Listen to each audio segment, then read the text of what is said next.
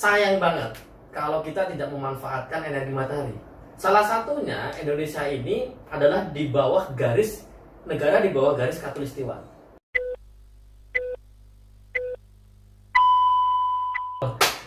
Ya, Andre, selamat malam.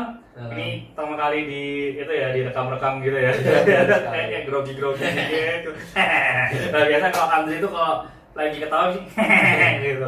Oke, perkenalkan diri dulu. Andre itu adalah rekan kerja saya juga, sama seperti kayak kemarin kita kan saya ajak kesini kan Fitri kan. Andre ini juga sama-sama bekerja di energi matahari atau tenaga surya, cuman Andre ini lebih spesifik ke teknisi dan memang juga dalam kesehariannya bekerja sambil juga ke marketing juga ya. Yeah. Nah, kenapa kok saya ini memanggil Andre gitu? Karena memang Andre ini kalau di kantor suka ngeyel-ngeyel, jadi suka memang yang benar dan salah. Kalau misalnya diajak ngomong A, dia akan langsung ya buktinya yang salah yang B.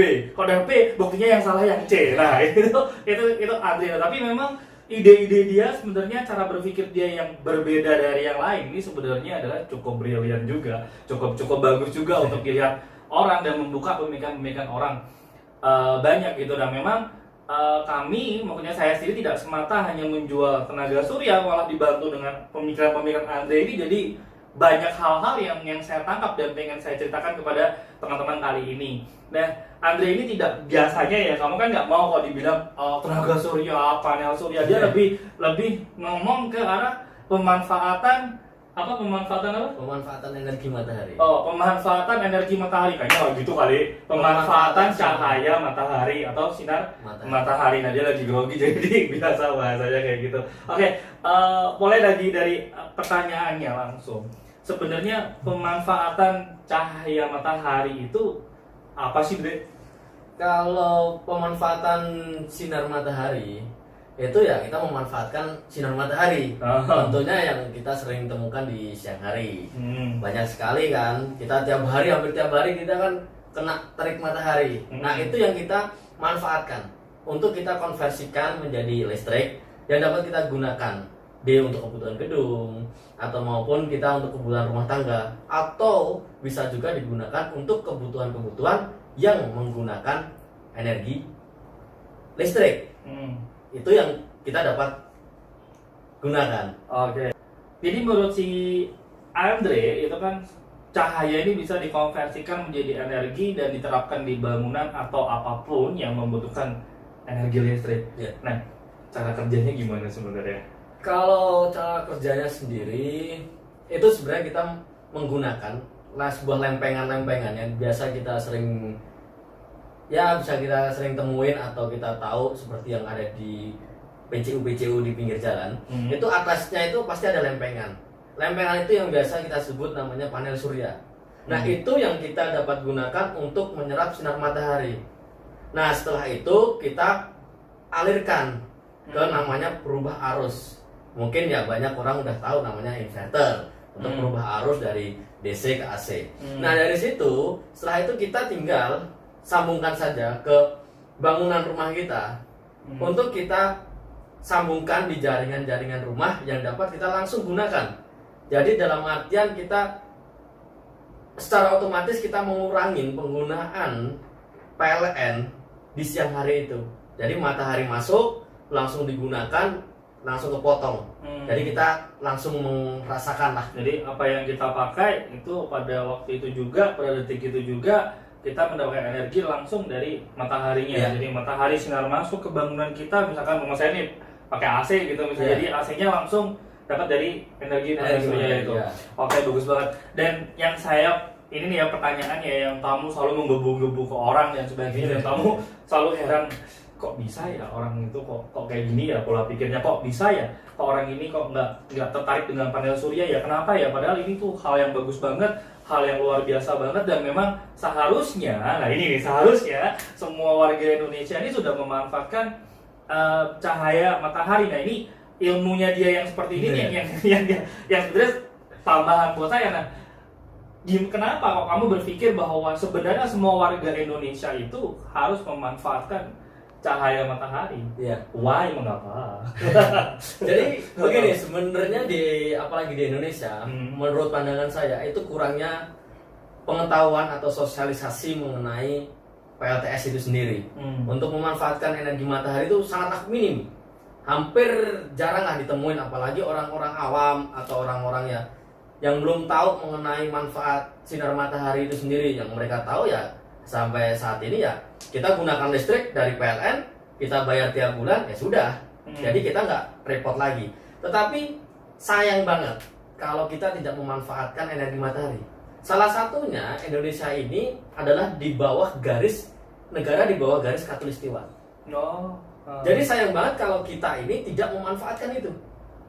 Seakan kita membuang ya yang kita bisa manfaatkan, kenapa kita buang sia-sia. Padahal di setiap hari kita selalu mendapatkan atau ya selalu tahulah bahwa matahari itu selalu ada gitu loh. Nah, di situ kita mendorong untuk seluruh masyarakat di Indonesia terutama itu ya kita mulailah menggunakan atau memanfaatkan energi matahari itu karena sangat banyak sekali manfaat dan yang fungsinya adalah kita dapat memanfaatkan dan mendapat peluang untuk mendapatkan energinya itu jauh lebih besar bila dibandingkan dengan negara-negara lain yang di luar dari garis ekuator itu atau khatulistiwa ya kalau waktu kita lagi sekolah dulu kayak gitu ya. Oke, pertanyaan yang berikutnya ini adalah pertanyaan pribadi saya sendiri dan memang saya juga sering nih dapat pertanyaan kayak gini dari customer saya juga, tentu juga dari customer Andre. Nah kebetulan juga rumah saya ini daya kontraknya adalah 3.500 watt. Nah kalau misalkan memang daya kontrak saya adalah 3.500 watt, berapa sih solar panel yang harus saya pasang dan investasi berapa yang perlu saya keluarkan gitu? Oke, jadi begini, kita tidak perlu melihat daya kontrak kita 3.500, 2.200 atau berapapun lah daya kontrak di sebuah bangunan itu. Kita nggak bisa menghitung berdasarkan daya kontrak. Karena apa yang perlu dihitung nih? Karena gini, kalau kita menghitung daya kontrak atau kita berpikir banyak orang di luar sana, ya banyak juga yang bertanya kepada saya, selalu bertanya sama seperti itu, pertanyaan daya kontrak sekian, kita butuh investasi berapa. Lalu karena gini, pemikirannya di luar sana masih ya mungkin ketahuan masih kurang. Dan pemikirannya adalah kalau kita membangun sebuah PLTS, otomatis secara tidak langsung kita mengenolkan atau mengganti 100% si PLN. Itu yang salah. Seharusnya kita bekerja sama dengan si PLN itu. Jadi kita memanfaatkan, kita bekerja sama dengan PLN dan kita juga dapat membangun PLTS. Tapi baik lagi jadinya. Terus berapa yang harus saya pasang jadinya? Oke. Kalau kebalik lagi kita berapa yang itu ya tentu. Andre ini memang terlalu pintar, jadi kalau jelasin pasti banyak. Kan saya pengen tahu aja sih. Teman-teman yang tahu mau pasang itu, kalau misalkan rumah saya 3.500 watt, tapi nggak tahu kan tadi Andre bilang katanya nggak bisa menghitung dari daya kontrak, tapi ya nggak tahu gimana hitungannya Andre. Berapa yang harus saya pasang gitu? Oke, kalau dari saya biasanya kita perlu tahu berapa sih tagihan per bulan. Ada nggak sih luas penampang. Jadi sebenarnya kita memasang 1 atau 2 solar panel pun itu bisa di daya kontrak berapapun. Ya keuntungan dari kita memang untuk pengurangan tagihan per bulannya memang tidak sesignifikan yang kalau kita pasang besar. Nah dari situ kita ya berapapun yang kita mau pasang asalkan kita ada niat terhadap, apalagi terhadap kita ini ingin membantu mengurangi penggunaan energi fosil, tentu itu sangatlah udah bagus. Oke. Itu kayaknya hitungan-hitungan kita bisa bahas di akhir atau lain waktu ya. Tapi dari Andre baru bisa bilang tentang fosil dan energi fosil dan sebagainya. Nah, pertanyaan yang lebih masuk nih, lebih mendalam lagi nih kita. Apa sih sebenarnya? Kan banyak orang kalau yang jualan solar panel surya lainnya dan sebagainya, mereka selalu mengatakan bahwa adalah tanda kutip go green atau lebih green dan sebagainya. Tapi kadang saya sendiri kadang merasa apakah memang mereka mengerti dari nilai greennya itu seberapa, kenapa kok mereka mengatakan green gitu kan. Dan memang pengalaman kita ketika kita bicara tentang green, ternyata mereka malah kurang tahu tentang greennya itu gimana. Nah kalau menurut Andre, hubungan greennya itu dengan pemakaian solar energi itu seberapa gitu, dan kenapa kok pemakaian solar energi juga dibilang bahwa mereka adalah green? Oke, Untuk hubungannya dengan PLTS dengan green atau dibilang kalau sudah pasang itu adalah go green, tentu ada. Karena untuk kita bila kita pasang sebuah PLTS secara tidak langsung atau secara langsung, itu kan kita sudah membantu mengurangi emisi karbon dioksida. Tentu itu sudah ada akan berdampak terhadap lingkungan yang banyak sekali saat ini yang digunakan oleh perusahaan listrik negara atau sering disebut PLN. Itu kan kita masih banyak menggunakan batu bara. Itu adalah bahan bakar fosil dan itu akan sangat merusak bumi dalam artian untuk mengolah menjadi listrik otomatis mengeluarkan asap yang dia lari ke bumi, ke atmosfer bumi, dan itu yang menyebabkan akan terjadinya ya bencana kerusakan lingkungan atau segala macam, atau polusi yang kita bisa pernah lihat sebelum Corona kemarin. Itu kan kita bisa lihat bahwa polusinya drop habis. Ya sebelumnya gelap banget di daerah Jakarta, tapi setelah nggak tahu karena setelah Corona ada PSBB, polusi di udara di jalan-jalan, mobil-mobil pun tidak ada. Nah di situ dia akan akan semakin berkurang. Berarti ada kaitan erat nggak dengan batu bara dan fossil fuel dan sebagainya, kan seperti minyak bumi dan sebagainya, itu ada kaitannya nggak misalkan ke sana? Tentu ada, karena salah batu bara itu kan kita ambil dari bumi, dari dalam bumi maksud saya. Dari situ kan kita kita gunakan tanpa ada didaur ulang. Otomatis sangatlah susah untuk mendaur ulang batu bara. Kalau dari yang saya tahu ya, itu sangatlah susah kalau kita mendaur ulang batu bara. Nah, dari situ makanya makanya apa? Dari itu memang kalau saya sambung lagi nih, kan lagi bingung nih ya, saya ngerti sih maksudnya bahwa memang itu akan gampang habis dan memerlukan waktu yang lama supaya bisa ada lagi namanya hasil bumi. Kenapa kok energi matahari ini sekarang ini dikatakan energi terbarukan? Karena memang tidak pernah habis, atau kita bisa mengatakan bahwa ini adalah sustainable energi gitu ya. Kok jadi saya jelasin jadinya ya? Saya tadi mau masuk. Nggak nanya saya aja lagi gitu jadinya. Ya, berarti memang dampak perusakan lingkungan ini memang ada kaitannya dengan soal energi. Dan kenapa kok soal energi dibilang green tadi? Ya karena mengurangi pemakaian apapun yang hanya memanfaatkan cahaya matahari, dan itu sudah menjadi permanen banget di rumah itu atau gedung itu menggunakan energi dari matahari. Jadi rumah itu udah nggak tergantung dengan energi yang dari manapun ya sebenarnya ya. Oke. Kalau ngomong-ngomong tentang kerusakan lingkungan ya, kita kan baru dapat wabah namanya pandemi COVID-19 ya kan.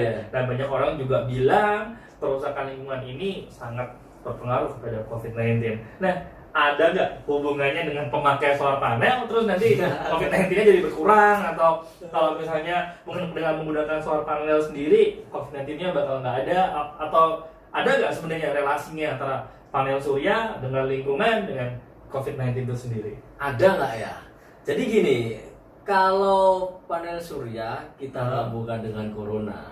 Kalau corona itu tentu pasti karena itu wabah dari banyak faktor, tidak hanya dari energi. Tentu, tapi untuk panel surya itu ada salah satu bisa menjadikan sebuah inovasi atau sebuah solusi untuk manfaatnya untuk mengurangi terjadinya polusi yang kerusakan lingkungan tadi ya, seperti contohnya terutama di polusi itu hanya salah satunya.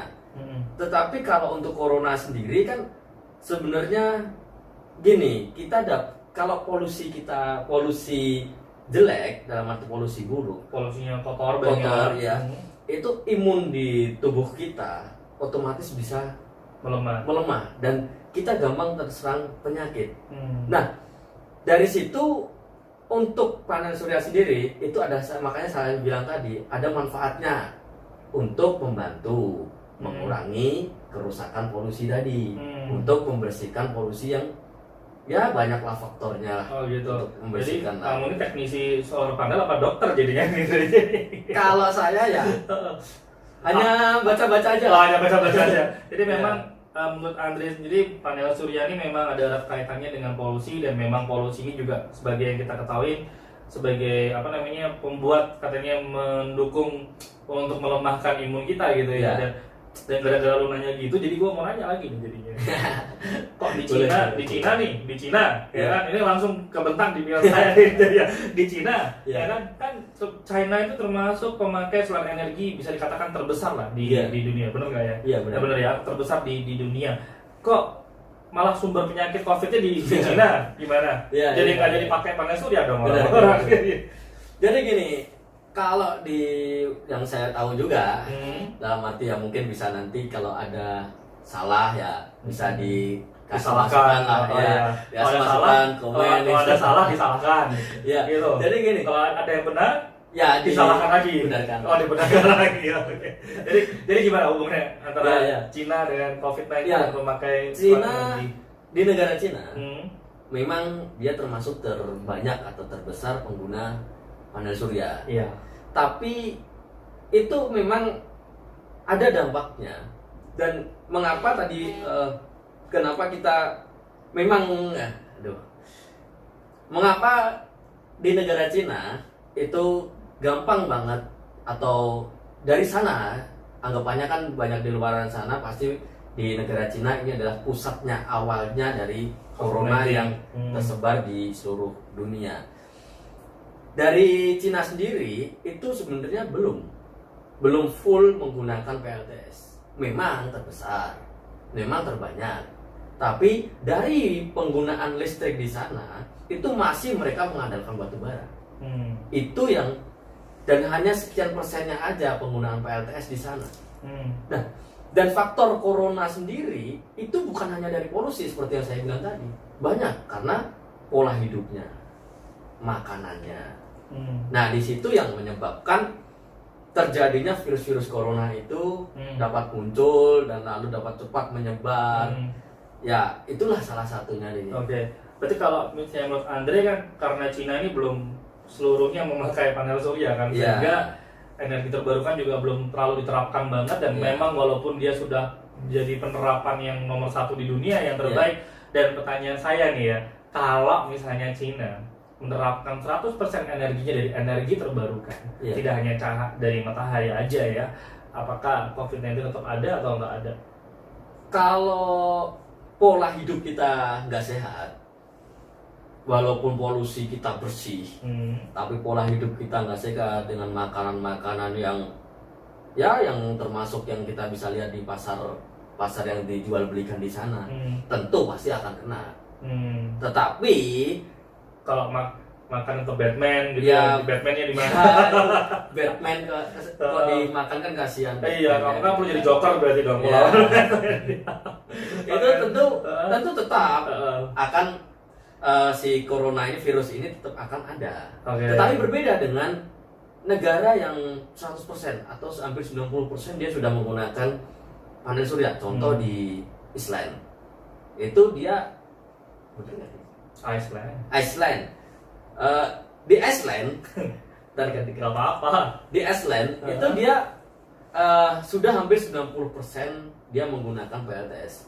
Dan kita bisa tahu sendiri di sana sendiri, kita bisa lihat di berita, mungkin hampir Tidak tidak ada. ada yang Nah, virusnya kedinginan. kena corona. Virusnya kedinginan jadinya ya susah kenanya.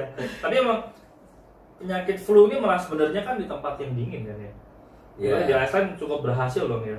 Ya. Karena mungkin memang nggak ada polusi, atau mungkin memang gaya hidup mereka lebih baik. Jadi Ya. karena memang saya tahu di negara Iceland sendiri mereka punya greenhouse yang sangat bagus banget, dan mereka katanya sangat menyukai tomat. Jadi semua makanan di sana itu mereka pakai Ya. tomat gitu.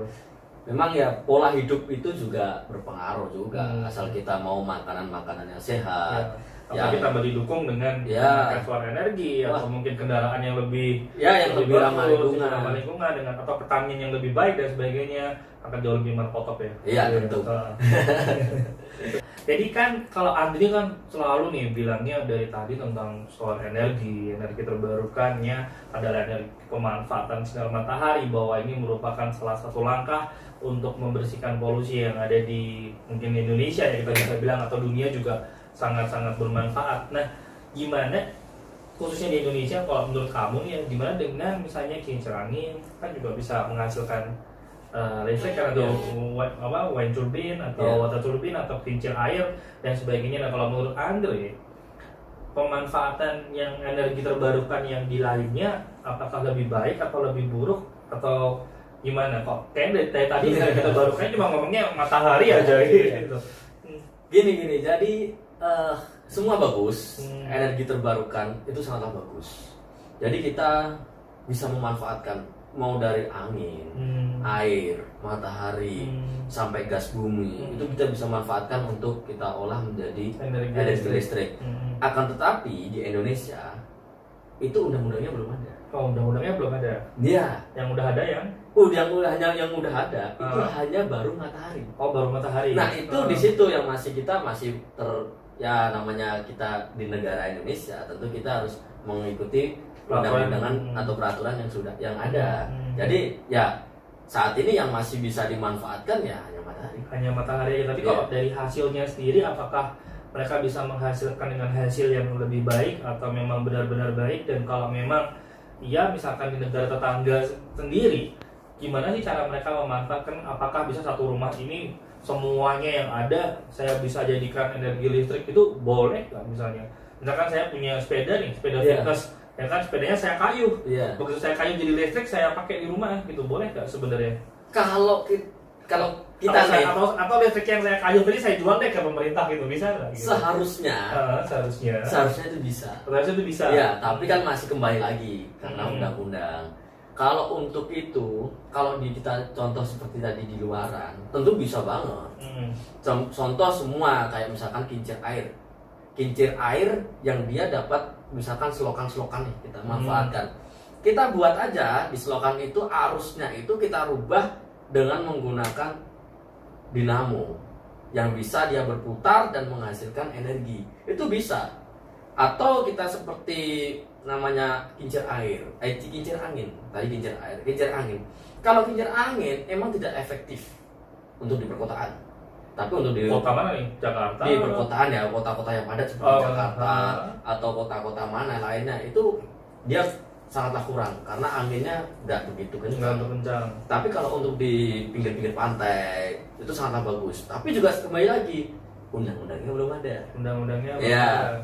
Lalu kalau untuk di rumah seperti kita gunakan sepeda tadi, seperti contoh sepeda tadi kita kayu, itu bisa juga kita menghasilkan listrik sebenarnya.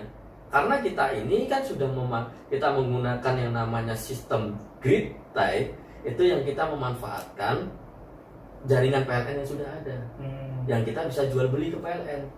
Itu ada namanya, nanti ada lagi itu. Jadi sorry nih, saya potong dulu omongannya ya.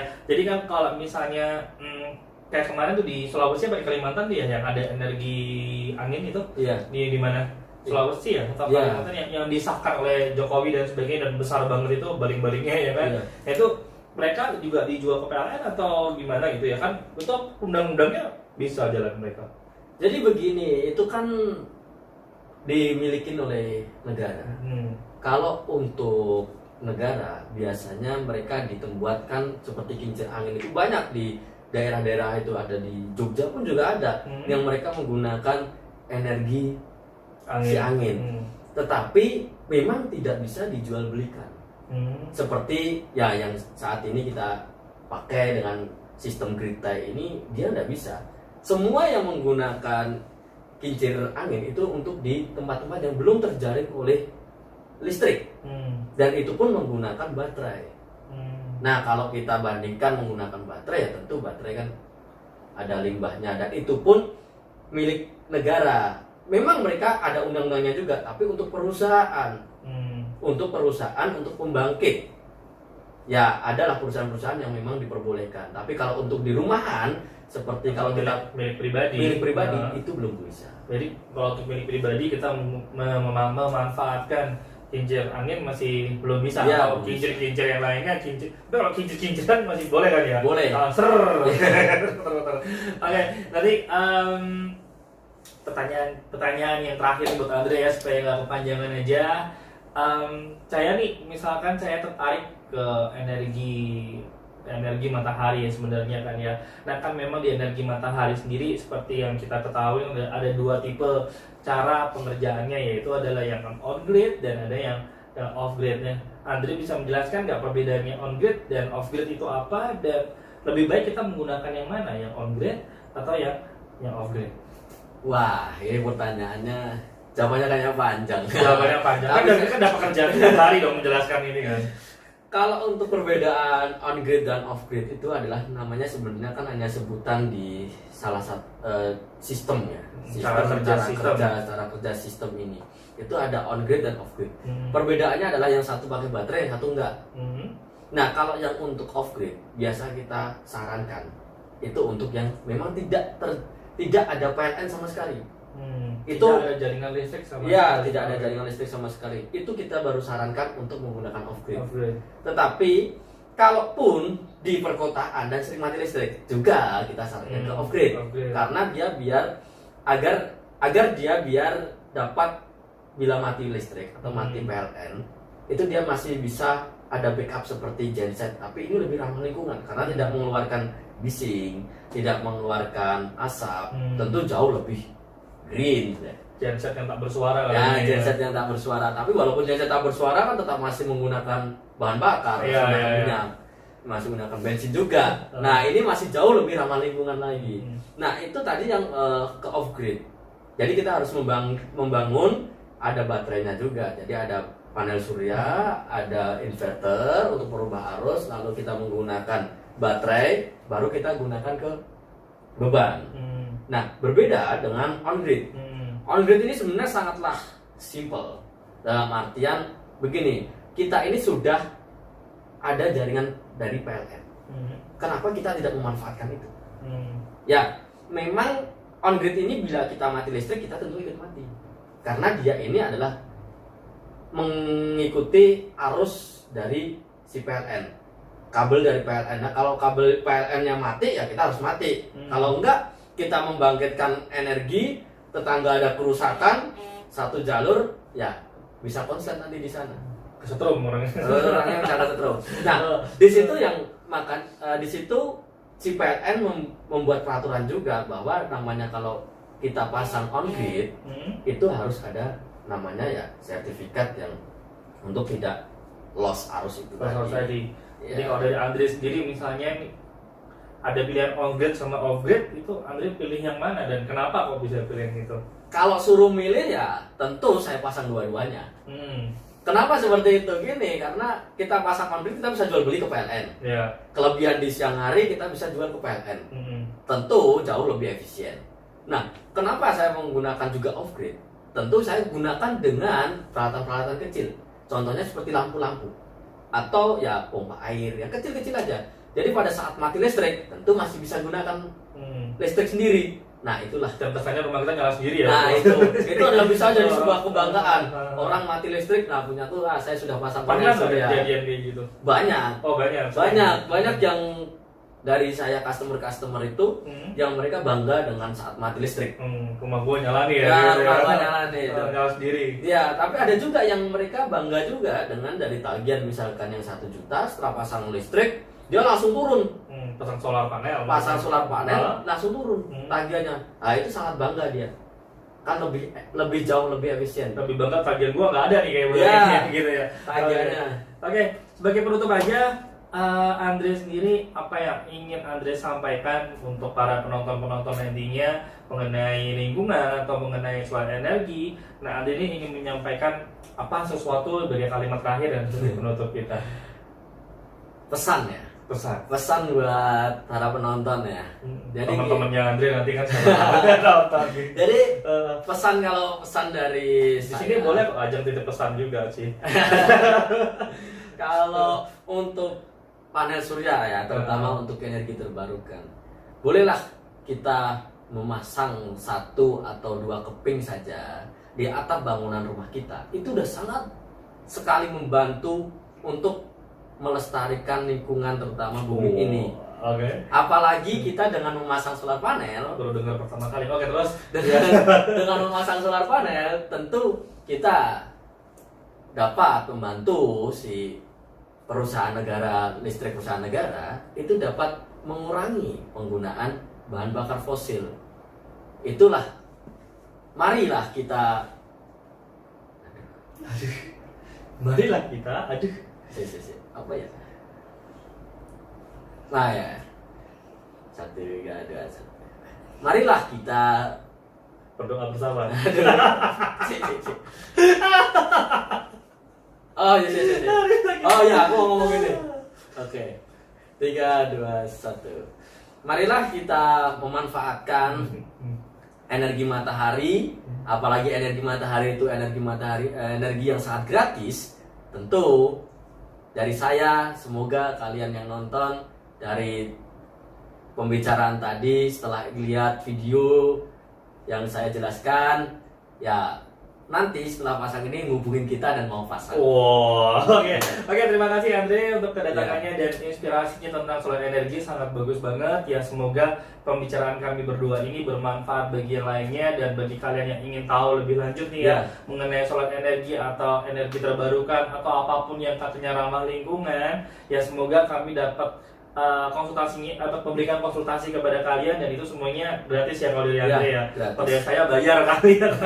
Kalau dari Andre gratis. Jadi kalau mau pengen tahu lebih lanjut mengenai energi matahari, nanti saya akan tulis di bawah kontaknya Andre dan bagaimana cara menghubunginya Andre untuk bertanya mengenai solar energi tersebut.